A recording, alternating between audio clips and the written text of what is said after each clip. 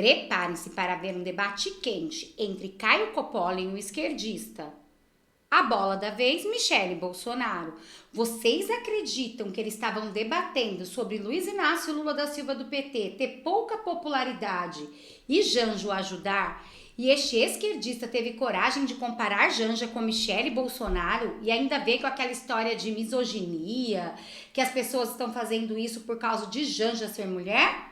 Mas é lógico, né? Caio Coppola não deixou barato, então preparem-se para vocês verem um debate quente, sem filtro, aonde Caio Coppola detonou com esse esquerdista, mostrando a verdade do governo Lula e da primeira-dama Janja. Pelo Cardoso. Tudo bem? Boa noite, Cardoso. Quem, na sua percepção, é mais forte nessa disputa contra Lula? Tarcísio ou Bolsonaro? E, claro, olhando para um possível segundo turno. Olá, Basílio. Olá, Caio. Eu estava vendo essa matéria e estava me lembrando, há muitos anos atrás, me recordo que nós tínhamos um candidato a governador de São Paulo, com quem eu tinha uma relação de trocar salas de aula, que foi o ex-governador Luiz Antônio Fleury Filho. E num dado momento saiu a pesquisa, faltavam 6 meses para a eleição, e tinha 3% do eleitorado, e os outros candidatos estavam com 20, 25. E aí as pessoas perguntavam para ele, não, eu vou virar. E ele mesmo falou, será que eu consigo chegar? Eu falei, olha, é difícil, né? Com 2%, os outros têm 30%, faltam 6 meses para a eleição. E eis que ele ganhou a eleição. Ou seja, eleição, a gente tem que medir, e só pode falar em quem é forte, quem é fraco, ao longo de um processo, quando já se avizinha o momento das urnas. É muito cedo para se falar qualquer coisa. Lula pode subir, Lula pode cair. Tarcísio pode subir, Tarcísio pode cair. Bolsonaro, em princípio, está inelegível e acredito que vai ficar inelegível. Então, ele não entra como peça de consideração nesse momento. Então, acho muito curioso que hoje a gente esteja discutindo uma coisa tão antecipadamente, firmando prognósticos, né? Eu acho muito pouco crível que esse cenário vá se confirmar até lá, sem mudanças. Mas se nós pegarmos essa fotografia de momento, nós vamos verificar o seguinte: Lula ganha dos dois candidatos, embora, no caso de Tarcísio, com uma margem de erro estatístico, poderia ser mais ou menos, pode ganhar ou pode perder. Bolsonaro já está um pouquinho aquém da margem de erro, o que mostra seguramente que o Brasil, primeiro, ainda continua passando por uma polarização semelhante ao processo eleitoral anterior. E que isto pode permitir que no futuro se confirme esta polarização, sejam quais forem os candidatos. Estão dada a realidade, porque uma polarização que se conserva por 2 anos pode, ela sim, se conservar, independentemente de variações que possamos ter nas pesquisas ou até nos nomes dos eventuais candidatos. Outra observação importante é o seguinte: eu acho que isso, de certa forma, atinge muito a análise do setor bolsonarista, porque, vejam, hoje parece que o bolsonarismo tem um outro candidato que pode responder até melhor que Jair Bolsonaro. E eu não sei como é que o clã Bolsonaro verá isto, se daqui a pouco ele próprio não vai abrir fogo no Tarcísio para tentar mostrar aos seus eleitores que Bolsonaro é o único que pode representar realmente um campo político ideológico à direita, na perspectiva, a meu ver, de mais à extrema e mais conservador. Portanto, eu acho que isto, nesse momento, tem apenas esse significado. Ou seja, o significado de Lula não é apontado com nenhum antagonista que pudesse substituí-lo. Mas Jair Bolsonaro hoje tem um antagonista no seu próprio campo. E como é que vai reagir o Bolsonaro, repito, em relação a isso? Não sei não, se Tarcísio não começar a apanhar daqui para frente dos seus próprios aliados, ou seja, o chamado fogo amigo, que procurará talvez atingir Tarcísio para poder dizer que Bolsonaro deve ser anistiado, que Bolsonaro deve ser a única alternativa de sucesso para o campo da extrema-direita. A ver. Paula, pela resposta do Cardoso, já que o Lula não indica aí, nas suas palavras, nem nas entrelinhas, um sucessor, ele deve ser o candidato do campo progressista, de esquerda. Mas do lado da direita tem várias opções, né? Tarcísio ou Bolsonaro são apenas 2 delas. Na sua avaliação, essa polarização vai ser com Tarcísio ou com Bolsonaro? Quem é mais forte contra Lula em um eventual segundo turno nas eleições de 26? Olá, Basília. Olá, doutor Zé Eduardo. Saudações à nossa audiência. Bom, antes de enfrentar a questão aqui em debate, eu queria fazer algumas observações sobre esse novo levantamento da Atlas Intel. Além de aferir aí a intenção de voto nos potenciais candidatos para 2026, o Instituto também pesquisou a percepção dos eleitores em relação a figuras de destaque na cena política. E o dado que saltou aos olhos aqui foi a desaprovação massiva da primeira-dama, a senhora Rosângela da Silva, vulgo Janja. Olha essa manchete de hoje aqui da CNN Brasil. 58% dos brasileiros têm imagem negativa de Janja. Ou seja, 6 em cada 10 brasileiros reprovam o comportamento, as falas, a atuação pública da senhora Lula da Silva. Na internet, a primeira-dama Janja recebeu o carinhoso apelido de Esbanja, diante de sucessivos episódios de deslumbramento, com as suas circunstâncias e da sua predileção por um estilo de vida luxuoso, claro, às custas do dinheiro do contribuinte. Em dezembro do ano passado, o site especializado Poder 360 revelou que, apesar do gabinete da primeira-dama sequer existir oficialmente na estrutura de governo, a Janja tem à sua disposição 8 assessores em tempo integral. E aí, somando os custos dessa folha de pagamento com as infindáveis, as extravagantes viagens da companheira do Lula, a publicação concluiu que as atividades conhecidas da primeira-dama já custaram cerca de 4 milhões de reais aos cofres públicos. É mesmo uma extravagância. E aqui a gente precisa frisar, esses são os gastos conhecidos, porque contrariando mais uma das suas promessas de campanha, o Lula decretou sigilo de até 100 anos sobre uma série de informações, uma série de despesas relacionadas à sua companheira. Finalmente, esses atos suspeitos já estão sob investigação do Ministério Público Federal. Mas o fato é que na campanha, o Lula se vendia como um homem casado com a transparência. E no seu mandato, ele está mais para um amante do segredo. Afinal, segundo ele, aspas, na maioria das vezes, os maridos são mais apaixonados pelas amantes do que pelas próprias mulheres. Então, para quem não se lembra, essa fala foi vomitada na presença da senhora Janja e certamente não contribuiu em nada para melhorar a imagem da primeira-dama perante o público. Então, esse aqui é o primeiro ponto de atenção em relação a essa pesquisa, a deterioração da imagem pública da Janja e do seu marido perante o povo brasileiro. E eu digo isso porque, pela primeira vez, segundo esse instituto, a imagem negativa do Lula supera a sua imagem positiva. Na verdade, desde outubro do ano passado, a imagem positiva do Lula despencou 18 pontos percentuais. Pessoal, isso é uma queda vertiginosa. E aqui a gente chega no segundo ponto de atenção, também manchete da CNN.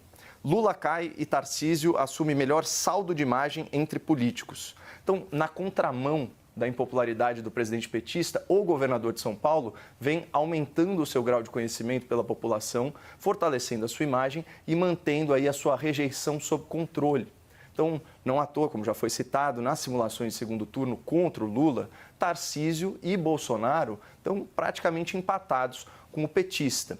E aqui é o terceiro ponto. Como, aliás, disse a Basília, diferentemente da esquerda, que tem apenas um único candidato eleitoralmente viável para 2026, e diga-se de passagem, um senhor que já está bastante idoso, com perceptíveis limitações físicas, a direita tem 2 candidatos muito competitivos, o Bolsonaro e o Tarcísio, e outros com grande potencial de crescimento ao longo dos próximos meses. É o fenômeno que o Zé Eduardo citou. Poderia falar aqui do Caiado, do Zema, do Ratinho Júnior, do Marçal, do Gustavo Lima.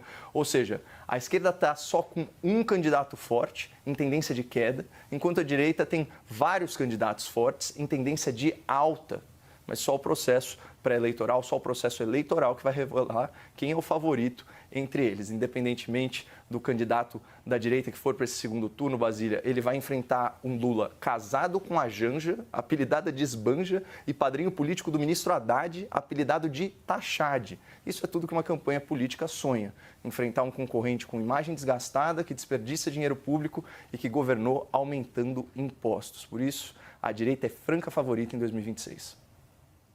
Bom, Cardoso, a pergunta, até na esteira aí da resposta do Coppola, é saber, na sua percepção, se Lula deveria, aos 79 anos de idade, deveria tentar a reeleição. Hoje ele está com essa idade, mas a tendência é que, mesmo assim, ele siga adiante com esta candidatura. É considerado um animal político, um dos políticos que mais conhecem o Brasil e é mais conhecido também. Tanto é que vários desses novos nomes enfrentam dificuldade nestas pesquisas de percepção do brasileiro, de intenção de votos, porque são completos desconhecidos. Também tem isso. Faltam 2 anos para as eleições. Você acha que Lula deveria tentar a reeleição?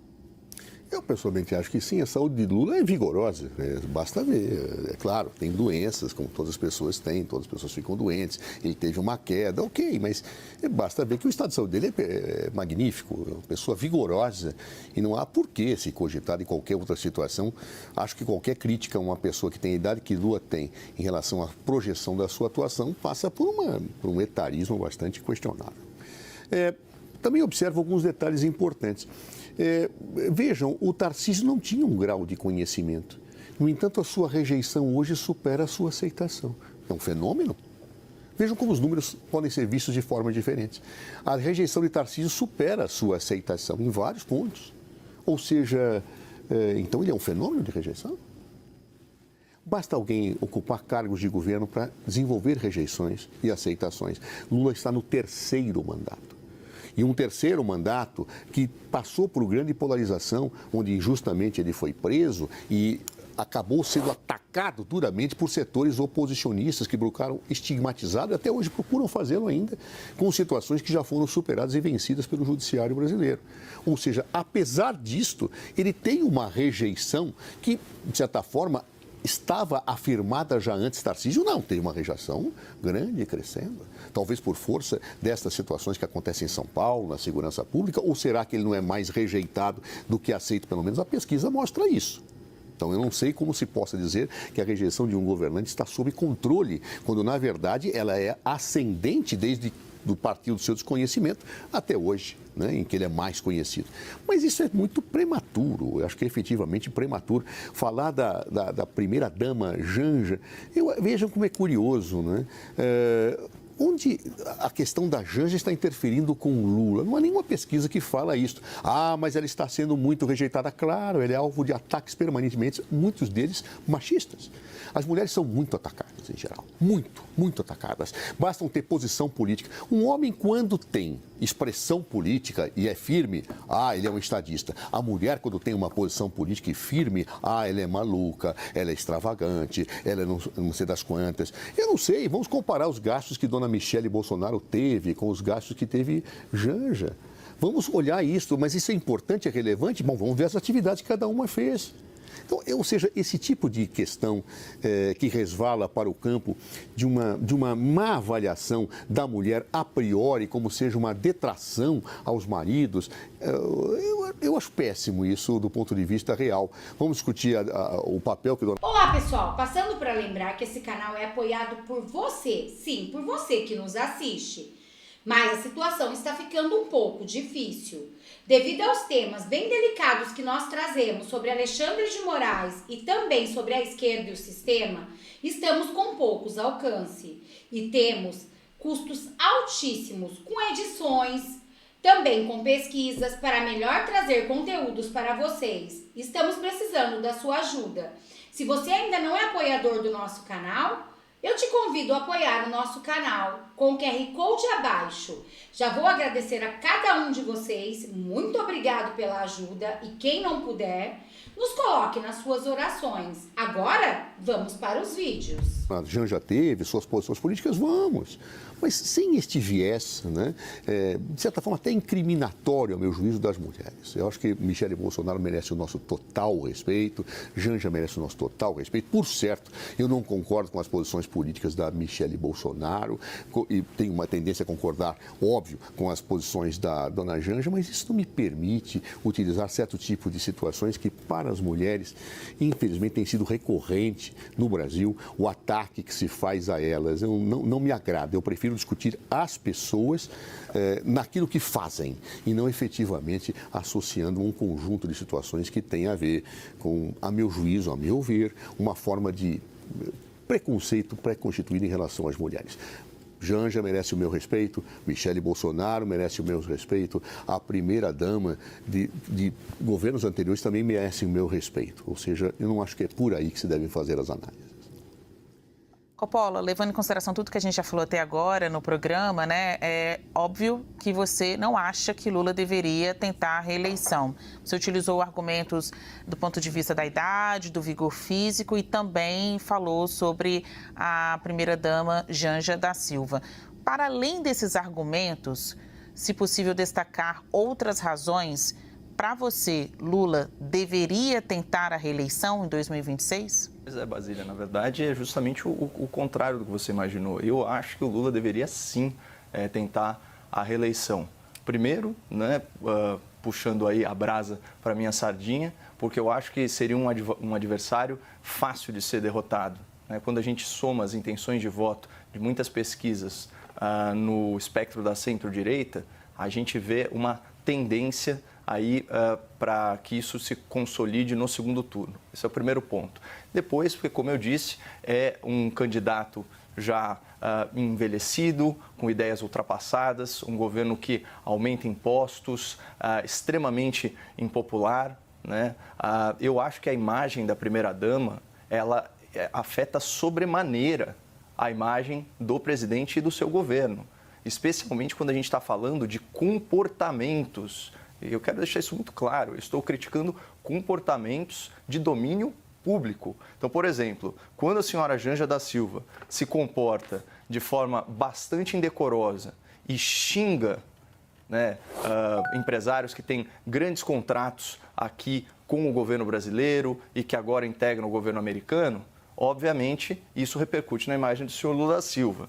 Quando a primeira-dama demonstra nítida insensibilidade com vítimas de desastres naturais e só se comove aí com a situação de um cavalo, isso também insulta a opinião pública e reflete no seu marido. E, finalmente, quando você vê sucessivas excursões para destinos de luxo na Europa, aí as expensas do erário custando centenas de milhares de reais, é ingenuidade imaginar que isso, de certa forma, não respingue na imagem do homem que é casado com ela.